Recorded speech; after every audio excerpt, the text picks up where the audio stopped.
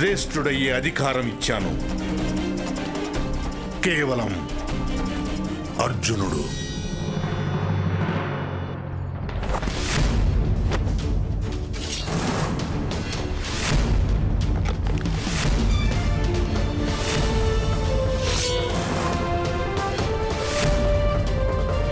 ఇకపై సర్వశ్రేష్ఠ ధనుర్ధారిని కావడం నా జీవిత లక్ష్యం అవుతుంది. ఇది ఈ కర్ణుడు చేస్తున్న ప్రతిజ్ఞ.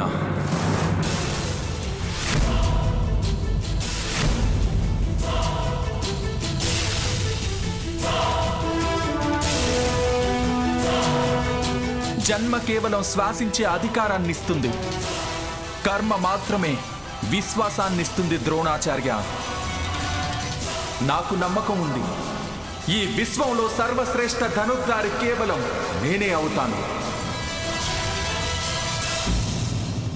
నా సామర్థ్యానికి సవాల్ మీ విధానాలతోనే.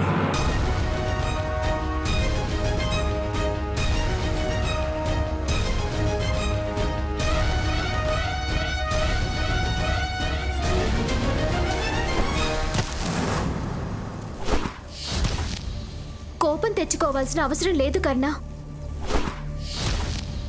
తప్పు మనదే కదా. ఎందుకంటే నేను కేవలం పూర్తిగా రాకుమారులకు మాత్రమే శిక్షణ ఇస్తాను.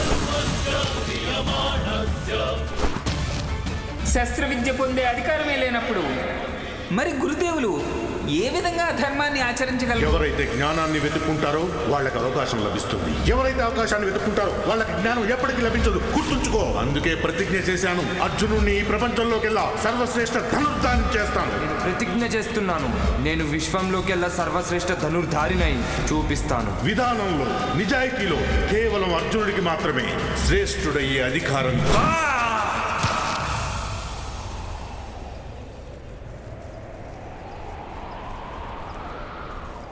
నీకు న్యాయం జరగాలంటే వాళ్ళని దెబ్బ కొట్టాల్సిందే కర్ణ.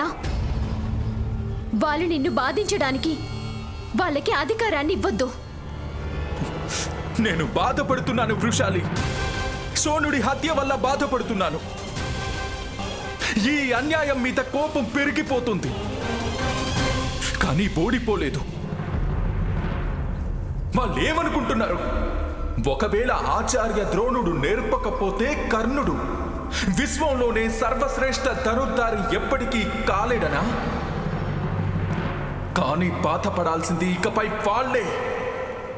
వాళ్ళకి తెలిసొస్తుంది, ఈ కర్ణుడు ఆ ద్రోణాచార్యుడి శిక్షణ లేకుండానే విశ్వంలోనే సర్వశ్రేష్ఠ ధనుర్ధారి అయిపోయాడు.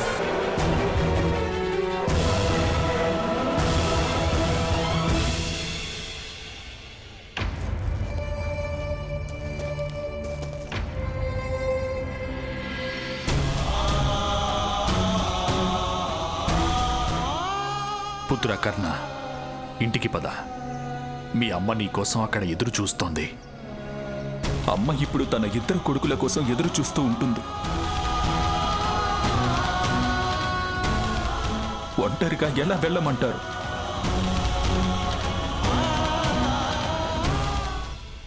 కర్ణ, గాయమనేది మందు రాసుకుంటేనే నయమవుతుంది. దాన్ని పట్టించుకోకుండా ఉంటే కాదు. రాధకి ఆ మందు నువ్వే కర్ణ, నువ్వే. పదనైనా మీ అమ్మ నీ కోసం ఎదురు చూస్తోంది.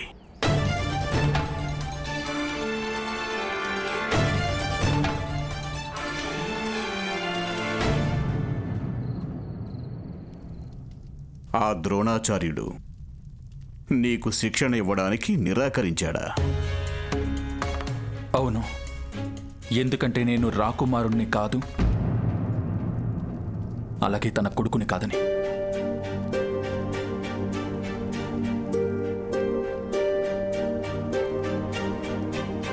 నాకేమనిపిస్తోందంటే మనం ఈ స్థలాన్ని వదిలిపెట్టి ఇంకెక్కడికైనా వెళ్ళి ఉండడం మంచిది. ఎక్కడికి వెళ్తాం నాన్నగారు? ఎక్కడికి వెళ్తాం?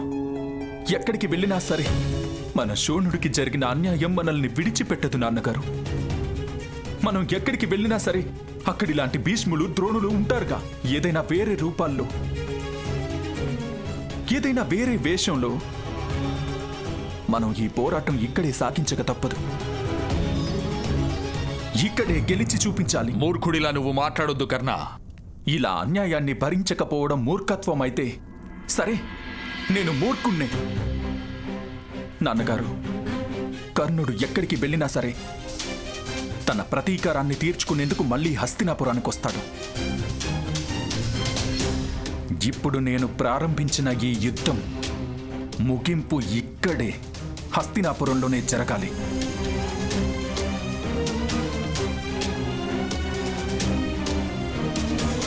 కర్ణుడి పరిచయం అతని ఈ సంగ్రామమే అవుతుంది. నేను ఖచ్చితంగా ధనుర్ధారినై తీరతాను.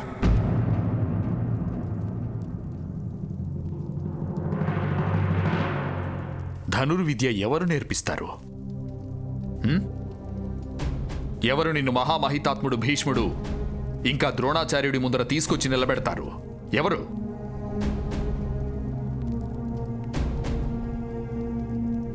ఆయనే ఆ ద్రోణాచార్యుడికి గంగాపుత్రుడైన భీష్ములకి నేర్పించిన వ్యక్తే.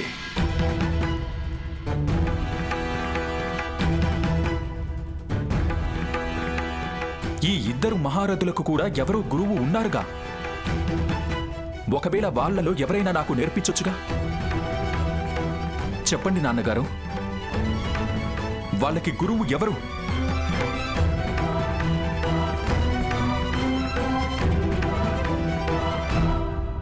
వాళ్ళిద్దరూ వేరువేరు కాదు. భీష్ముడు, ద్రోణాచార్యుడు ఒకే గురువు వద్ద శిక్షణ పొందారు.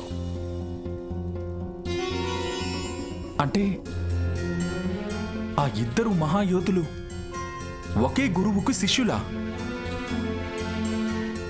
ఎవరా మహాగురువు? ఆయన ఇక ఆపండి అన్నగారు. భోజనం చేసే సమయంలో మాట్లాడడం మంచిది కాదు. ప్రారంభించండి. మీరు చెప్పండి పెదనాన్న, ఎవరు ఆ ద్రోణాచార్యుడికి భీష్ముడికి గురువు?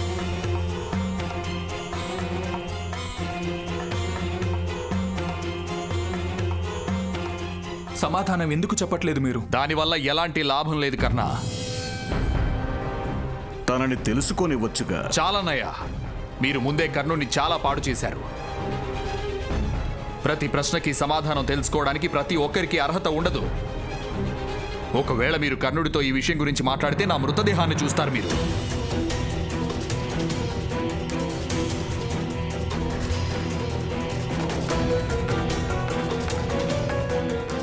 నాన్నగారు, మీరు పెదనాన్ననైతే ఆపేశారు, కానీ మీరే చెప్పక తప్పదు.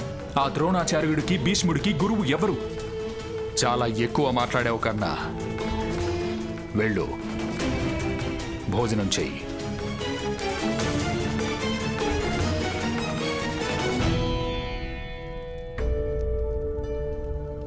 భీష్ముడు, ద్రోణాచార్యుడు లాంటి మహాయోధులకు గురువు ఒక్కరే. వాళ్ళెవరై ఉండొచ్చు? పరశురాముడు. నా ప్రాణదైవం పరశురాముడు. నాకు ఆరాధ్యుడైన పరశురాముడు. ఆ పరశురాముడే ఈ నేలని 21 సార్లు క్షత్రియ విహీనం చేశారు. 21 సార్లు. ఆయన శాస్త్ర జ్ఞానాన్ని నాకు అప్పగించారు. ఈరోజు మీ అందరికీ నేను ఆరాధించే పరశురాముడి సిద్ధులకు ఉదాహరణలు చెబుతాను. ఆలోచించండి. ఒకవేళ రణరంగంలో యుద్ధం మధ్యలో మీ అస్త్రాలు విరిగిపోతే అప్పుడు ఏం చేస్తారు?